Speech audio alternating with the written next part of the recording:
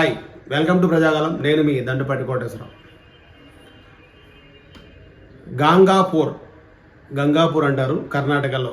మనకి 265 కిలోమీటర్లు హైదరాబాద్ వస్తుంది.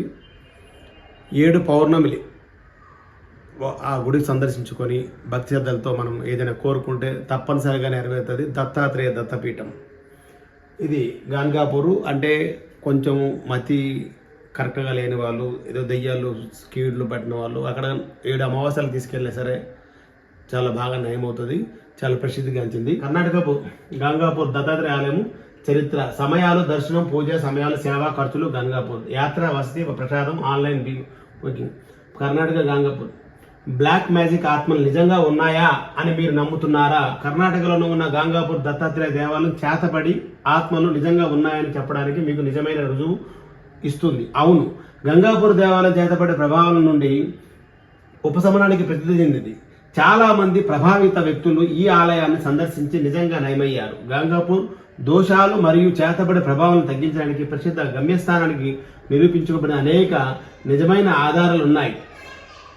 నిర్గుణ మఠం గంగాపూర్ సమయంలో కాకడ హారతి 2 గంటలు, అంటే పొద్దున్న తెల్లారి 2 గంటల 30 నిమిషములకి హారతిస్తారు అక్కడ.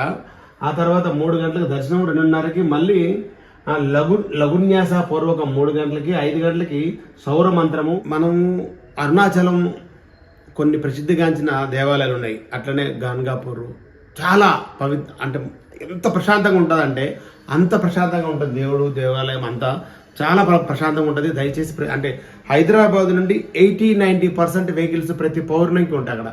పౌర్ణమి వచ్చిందంటే వెహికల్స్ కూడా లోపలికి వెళ్ళినవారు. ఆటోలు ఉంటాయి అక్కడ.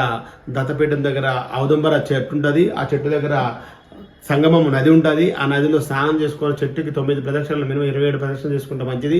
చాలా రష్ ఉంటుంది. పౌర్ణమి మామూలు ఖాళీ స్థలంలో పర్వాలేదు, బాగానే ఉంటుంది, రష్ ఏమి ఉంటుంది. కానీ పౌర్ణమికి, అమావాస్యకి చాలా రష్ ఉంటుంది. ఆ ఔదంబర చెట్టుని ప్రదర్శించుకొని ఆ పక్కనే మళ్ళీ దత్తపీఠం ఉంటుంది. అక్కడ దర్శనం చేసుకుని కనుక శివాలయం ఉంటుంది. ఆ శివలింగాన్ని దర్శనం చేసుకున్నాక మళ్ళీ మనం దత్తాత్రేయ స్వామి వారి దర్శనానికి వస్తే పొద్దున్న ఎర్లీ మార్నింగ్ 2 గంటలన్నరకి అక్కడ పాదుకులు దర్శనం పెడతారు. దర్శనం చేసుకున్నాక మళ్ళీ హారతి, కాకడ హారతి మధ్యాహ్నం 12-12:30కి ఇస్తారు. ఆ హారతి తీసుకొని భిక్షాటన చేయాలి. ఇంపార్టెంట్ అంటే భిక్షాటన. మనకు 100 కోట్ల ఆస్తులు సరే అక్కడ భిక్షాటన చేస్తారు. ఎవరైనా ఏదైనా పెడితే మనం తీసుకోవాలి. అందులో దత్తాత్రేయ ఉంటాడు అనే నమ్మకం ఉంటుంది. మనం ఇచ్చినప్పుడు కూడా వాళ్ళు 100 కోట్ల ఆస్తుల్ని ఆ ప్రసాదం తీసుకుంటారు. అంత పవిత్రమైనది. ప్రతి ఒక్కరు దర్శించుకోండి. కష్టాలు దూరం అవుతాయి, చాలా సంతోషాలు ఉంటాయి, కుటుంబం కూడా చాలా సంతోషంగా ఉంటుంది. ఇది నాకు కూడా జరిగింది. నేను దగ్గర 2007 నుంచి వెళ్తున్నాను. ప్రతి ఒక్కరు దర్శనం చేసుకుంటే వాళ్ళ సుఖాలు, సంతోషాలు చాలా ఆనందంగా ఉంటాయి. దత్తాత్రేయ దత్తపీఠం అది పవిత్రమైనది. అక్కడ నుండి 70 కిలోమీటర్ అక్కలకోట మహారాజు ఉంటారు. అక్కడికి వెళ్ళి అక్కలకోట మహారాజు కూడా దర్శనం చేసుకోవచ్చు.